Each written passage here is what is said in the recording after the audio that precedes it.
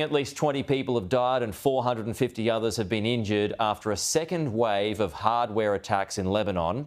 Handheld radios, or walkie-talkies, used by the terror group Hezbollah exploded simultaneously. It happened as mourners were gathering for funerals of those who were killed in attacks on pager devices yesterday. As Deborah Haynes explains, the blasts expose how everyday items can now be turned into deadly weapons. The attacks underline how anything can be used as a weapon. They also expose the vulnerability of supply chains relied upon to produce everyday items. This is the type of pager caught up in the blasts and what it looked like afterwards. Next to be targeted, handheld radios that can be used like walkie-talkies. Publicity material about the AR-924 pager says it has a battery life of 85 days, ideal for use in Lebanon where power is unreliable. Experts say the pagers were tampered with before they were distributed. This was likely done by putting a small amount of explosives inside each of them, along with a detonator. The battery would act as a power source. A signal could be then sent over the network to trigger the explosion. A similar technique could have been used for the radios. Such tampering points to the infiltration of the supply chains that delivered the devices. The company behind the pager is called Gold Apollo, based in Taiwan, but it claims the pagers that detonated in Lebanon were made by another firm called BAC Consulting, based at this anonymous-looking building more than 5,500 miles away in Budapest. BAC Consulting was reportedly given a licence to use the Gold Apollo branding, yet a company official has denied involvement. However it happened, the defective pagers ended up in the hands of Hezbollah. They exploded in Beirut and other parts of Lebanon, as well as the Syrian capital, Damascus. On the assumption that some intelligence body did it, and we, Israel, of course, do not take responsibility, then this is a long-term intelligence infiltration operation. I also estimate that a very, very significant witch hunt will begin in order to try and find out where the loopholes and cracks were.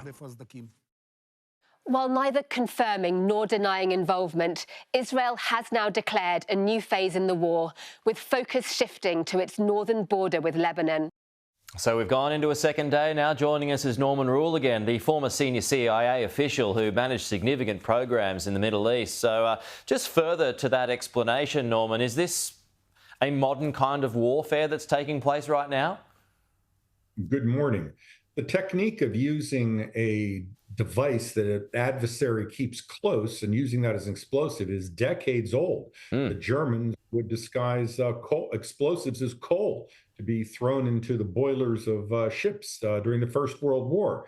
This use of technology is also decades old. What we have, however, is a sophisticated supply chain interdiction, and it should remind all of us that any external supply chain for sensitive technology is going to be susceptible to manipulation. When you say that, I mean, yeah, it's kind of further to my point is what's old is new again. But with that in mind, is every appliance vulnerable here? Well, every appliance, again, externally manufactured is vulnerable.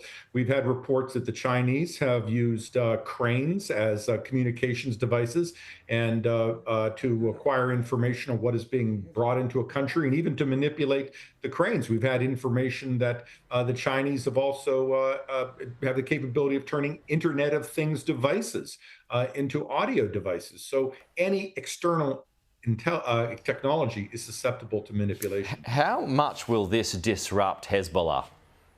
It will be dramatic. It will be extreme. It will take Hezbollah some time to determine the exact extent of the damage. Keep in mind that up to 4,000 of its most reliable, trusted operatives, these are combatants, these are not civilians, have been removed from the organization. How do you replace those people? How do the replacements learn their jobs? How do they communicate their plans and intentions?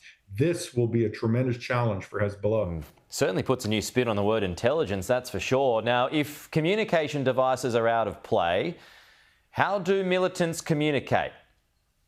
Couriers. They really have very few means left. Landlines are susceptible to interception, just as anything else. So in the near term, Hezbollah has a dramatic challenge, and this will reduce their operational capacity and threat. All right, so clandestine meetings, again, we're going old school.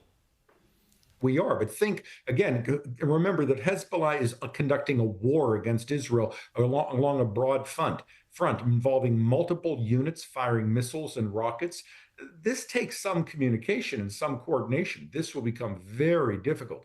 At the same time, Israel will continue airstrikes and special operations attacks against these people. Hezbollah is going to be on its back feet for a while. That doesn't mean it won't strike out, but significant efforts will be difficult. Yeah. All right, if that doesn't work, do we go back to, or do they go back to carrier pigeons, Norman? There aren't many of those left, so I think they've got a problem. That's true. Norman, great to chat as always. We'll talk to you soon.